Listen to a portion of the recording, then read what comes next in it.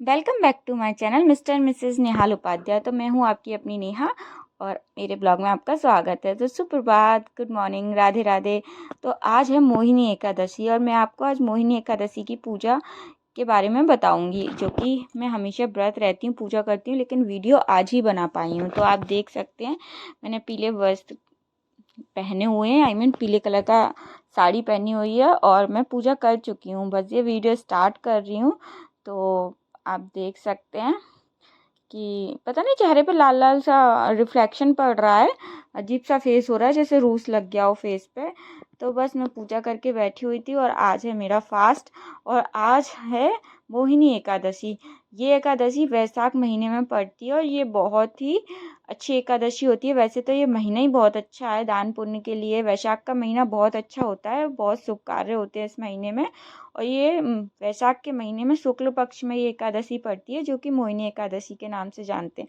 और ये है मेरे प्यारे खाटू श्याम बाबा। तो बोलिए जय श्री श्याम देवाय नमः, हारे के सहारे की जय हो। और ये है मेरे भोले बाबा। तो जय शिव शंभू। बस ये है, अब मैं पूजा की तैयारी की। मैंने पूजा की तैयारी के बारे में आपको जानकारी देती हूँ। तो सबसे पहले हम एकादशी की पूजा के लिए सबसे पहले हम लोग चौक बनाते हैं।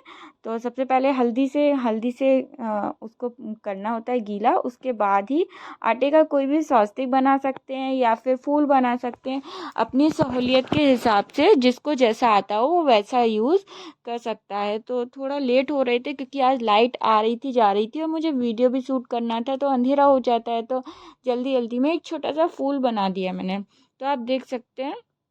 और उसके बाद में हम लोग आज की जो पूजा होती है उसमें चावल वर्जित होते हैं। हर एकादशी में चावल का यूज़ नहीं किया जाता, एक दिन पहले से ही नहीं किया जाता। तो इसमें मैं तिली का यूज़ करती हूँ, सफ़ेद तिली का। तो चौक के बीचों बीच तिली रखी और अब हमने लगाया पटा। तो बस पटा लगाने के बाद में अब आप देख सकते हैं कि मैं इस पर हल्दी से स्वास्तिक बनाऊंगी। पहले पानी से पटे को शुद्ध करते हैं और उसके बाद हल्दी से स्वास्तिक बनाऊंगी उस पर। और मोहिनी एकादशी मतलब हमारे टोटल 12 एकादशी पड़ती हैं और जो एक महीना होता है अलग से, अधिक मास बोलते हैं उसको, उसमें 2 और पड़ जाती हैं। तो ऐसे करके 24 एकादशी वो होती हैं। हर महीने 2 एकादशी होती है, कृष्ण पक्ष शुक्ल पक्ष की, और 2 वो होती हैं। तो टोटल 26 एकादशी होती हैं, जिनमें से कुछ एकादशी काफ़ी बड़ी होती हैं, जैसे कि देवउठनी एकादशी और देवशोनी एकादशी, डोल 11 जिसे बोलते हैं, और पुत्रदा एकादशी। काफ़ी सारी एकादशी होती हैं जो कि बहुत मतलब स्पेशल होती हैं। तो बस आप देख सकते हैं कि इसमें एकादशी पे मोहिनी एकादशी के बारे में भी मैं आपको जानकारी दूंगी। मैंने पता लगाया और इस पे क्या है, पीले रंग का वस्त्र रखते हैं। तो मेरे पास पीला वस्त्र तो नहीं था, तो मैंने क्या किया कि ऑरेंज कलर का ही वस्त्र ले लिया, जो कि पीले से मैच कर रहा था। और अब सबसे पहले हम पूजा में तैयारी करते हैं दीप की। सबसे पहले हमें दीप प्रज्वलित करना चाहिए और आह्वान करना चाहिए अपने अपने जिन भगवान इष्ट देव जिनकी हम पूजा कर रहे हैं उनका आह्वान करना चाहिए। और आह्वान करने के बाद ही हमें पूजा प्रारंभ करनी चाहिए। तो सबसे पहले हम दीप प्रज्वलित करते हैं। देखिए आप, मैंने दीप प्रज्वलित किया है। हाँ, दीप प्रज्वलित करते हैं और उसके बाद में हम अपने लड्डू गोपाल को स्नान कराएंगे। लड्डू गोपाल को स्नान कराते हैं और उसमें भी हम क्या है, जो नहाने का उनका जो होता है ना, जो आप परात या जिसमें भी आपको सहूलियत हो उस हिसाब से आप ले सकते हैं। तो मैंने उसमें भी स्वास्तिक बनाया, थोड़े से पुष्प रखे। और पुष्प रखने के बाद अब आती है मेरे लल्ला की बारी।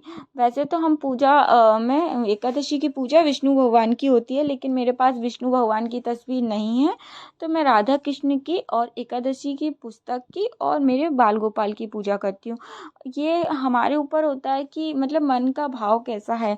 तो वैसे तो मैं लड्डू गोपाल की ही पूजा करती हूँ एकादशी पे, लेकिन विशेष रूप से विष्णु भगवान की पूजा होती है और हमें एकादशी विष्णु भगवान के लिए ही रखी जाती है। लेकिन विष्णु भगवान ही बाल गोपाल का रूप है, तो मैं अपनी लल्ला की ही पूजा करती हूँ। ऐसा नहीं है कि हमें कृष्ण भगवान की पूजा करनी है। अगर जिनके पास विष्णु भगवान है वो विष्णु भगवान की भी पूजा कर सकते हैं।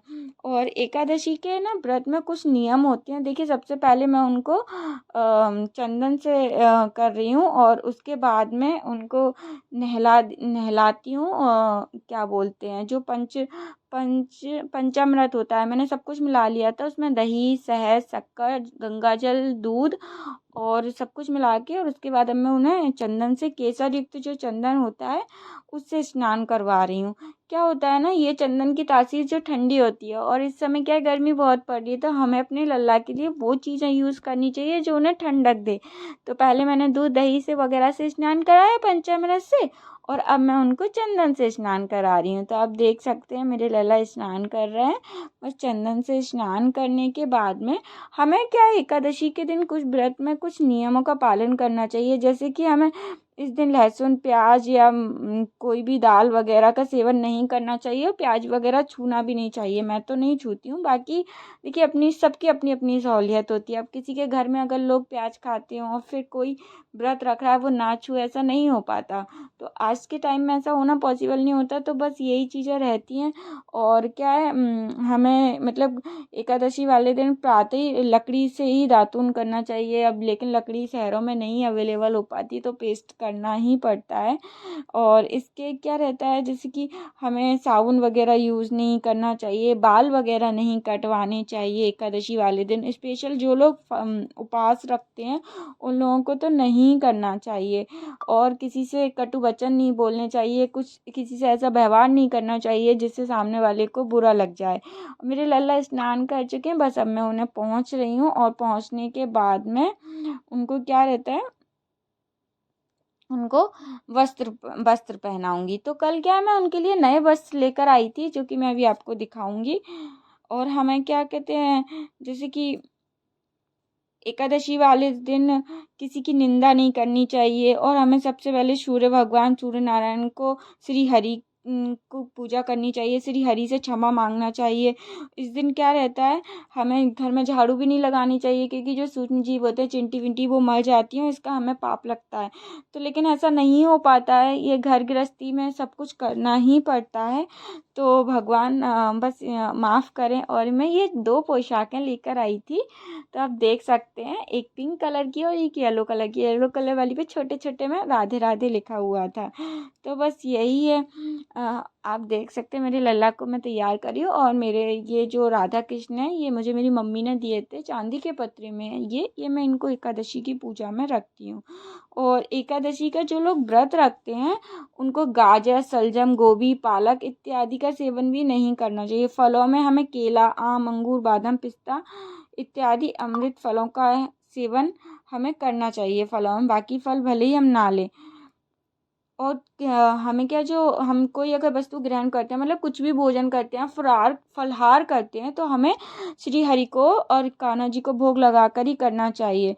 और क्या कहते हैं, और तुलसी दल हमेशा हमें उनकी पूजा में यूज़ करना चाहिए। बट आज मोहिनी एकादशी वाले दिन रविवार पड़ गया, रविवार वाले दिन तुलसी मैया को छूते नहीं हैं, तो मैंने नहीं छुआ। एक दिन पहले ही तुलसी पत्ते तोड़ के रख लेते हैं, तो मैं ये भूल गई थी। लेकिन आज की पूजा में तुलसी का विशेष महत्व होता है, और मोहिनी एकादशी वाले दिन पूजा में आज गौमूत्र का भी विशेष महत्व होता है। आज के दिन हमें व्रत में गौमूत्र जरूर, मतलब उसका थोड़ी सी 1 बूंद या 2 बूंद, जो भी हमें जो व्रत रखते हैं उन्हें जरूर लेना चाहिए। आज मोहिनी एकादशी वाले दिन गौमूत्र का विशेष महत्व होता है।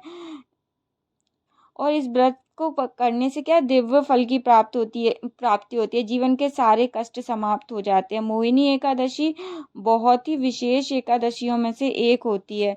ये हमें मतलब काफ़ी जैसे कि आपको बताऊं मैं इस बारे में, बस अब मैं कान्हा जी को चंदन तिलक लगाऊंगी, पुष्प वगैरह करूंगी, उनकी पूजा करूंगी। मोहिनी एकादशी की जो पूजा होती है, ये मोक्ष को इस एकादशी को माना जाता है कि ये मोक्ष को प्राप्त होती है, मतलब इसमें हमें मोह माया जंजाल से मुक्त होकर मोक्ष की प्राप्ति होती है। मोहिनी एकादशी की जो कथा होती है वो ये था कि एक बार समुद्र मंथन हुआ था, तो अमृत प्राप्ति के लिए देवता असुरों के बीच बहुत ही ज़्यादा लड़ाई हुई थी। तो उसमें जो अमृत मिला था, देवता चाहते थे हम पिएं, असुर चाहते थे हम पिएं। तो क्या कहते हैं, देवता ने श्री हरि विष्णु जी से प्रार्थना की कि ये असुरों पे नहीं जाना चाहिए। तो विष्णु भगवान ने एक प्यारा सा मोहिनी का रूप धारण करके वो असुरों का क्या ध्यान वो किया, उनका ध्यान भंग किया, और जो अमृत था वो देवताओं को मिल गया। तो बस ये उस दिन से मोहिनी एकादशी के नाम से ये एकादशी प्रसिद्ध हो गई।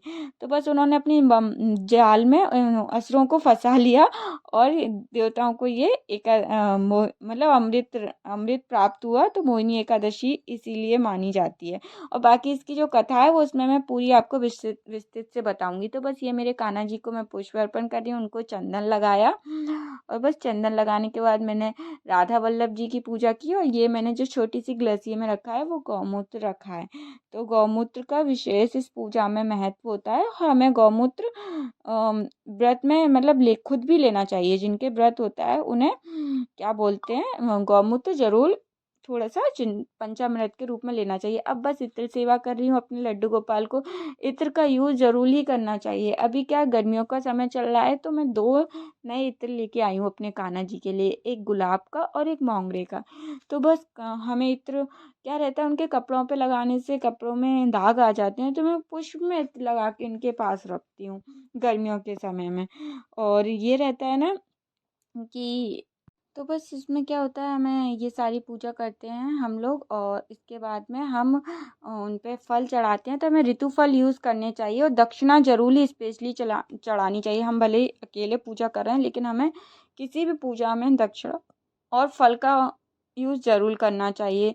फिर उसके बाद हम उसे मंदिर पर पहुंचा सकते हैं। तो बस मैं पूजा कर रही थी अपने राधा कृष्ण की और अपने लड्डू गोपाल की। मोहिनी एकादशी के व्रत के जो फायदे होते हैं, इसमें क्या होता है, मोहिनी एकादशी शादी के बंधन में जोड़कर मतलब सुख समृद्धि शांति प्रदान करती है। मैं और मेरे हस्बैंड दोनों ही इस व्रत को रहते हैं। हालांकि ये काफ़ी एज के बाद रखा जाता है लेकिन मैं शादी से पहले ही रह रही थी। तो बस शादी के बाद मेरे हस्बैंड भी इस व्रत को रहने लगे। मोहिनी एकादशी मोह माया के बंधन से भी मुक्त करती है। मोहिनी एकादशी के व्रत श्री हरि विष्णु जी की अनंत कृपा पाने के लिए किया जाता है। और मैं ठहरी तो बिहारी जी की दीवानी, तो मैं तो ये व्रत बहुत छोटे से करती आई हूँ। मोहिनी एकादशी के व्रत रखने से पित्त दोष भी दूर होता है। मोहिनी एकादशी का जो व्रत होता है वो सुख शांति समृद्धि आदि भी देता है हमें। तो और जिनके विवाह नहीं हो रहा है वो भी मतलब इस व्रत को रखने से उनके विवाह भी जल्दी हो जाते हैं। लेकिन विधिवत इस व्रत को करना चाहिए और सारे नियमों का पालन करना चाहिए इस व्रत में। और क्या बोलते हैं, इस व्रत में भगवान विष्णु के मोहिनी रूप की आपको कृपा प्राप्त होती है। तो वैसे सारी एकादशियों के अपने अलग अलग महत्व होते हैं। तो बस इसका भी एक विशेष महत्व है। और हम सब लोग पूजा की तैयारी कर चुके थे, सारी पूजा कर चुके थे। अब मेरे पतिदेव आ गए तो बस कथा की तैयारी कर रहे थे। हमने तिली और पुष्प हाथ में लिए और बस अब कथा प्रारंभ करते हैं। तो कथा मेरे पंडित जी महाराज जी मतलब मेरे उपाध्याय जी कथा सुनाएंगे। तो बस अब कथा की तैयारी हो चुकी है तो अब आप कथा श्रवण कीजिए। तो बस यही रहता है कि हम दोनों साथ में ही पति पत्नी पूजा करते हैं सारी। अध मोहिनी एकादशी व्रत कथा वैशाख मास शुक्ल पक्ष की। युधिष्ठिर बोले, हे जनार्दन, शुक्ल पक्ष की एकादशी का क्या नाम है, उसका क्या फल है, उसकी विधि क्या है, सो मुझसे कहिए। श्री कृष्ण बोले, हे धर्मनंदन, पहले रामचंद्र जी के पूछने पर जिस कथा को वशिष्ठ जी ने कहा उस कथा को मैं कहता हूँ, आप सुनिए। श्री रामचंद्र जी बोले, हे भगवान, सब पाप और दुखों को दूर करने वाले सब व्रतों में श्रेष्ठ व्रत मैं सुनना चाहता हूँ। हे महामुने, सीता के वियोग के दुखों को मैं भोग चुका हूँ। इससे भयभीत होकर मैं आपसे पूछता हूँ। वशिष्ठ जी बोले, हे राम, तुमने अच्छा प्रश्न किया। तुम्हारी बुद्धि श्रद्धा युक्त है। तुम्हारा नाम लेने से ही मनुष्य पवित्र हो जाता है। तो भी संसार के हित के लिए पवित्र करने वाले व्रतों में उत्तम और पवित्र व्रत को मैं कहूँगा।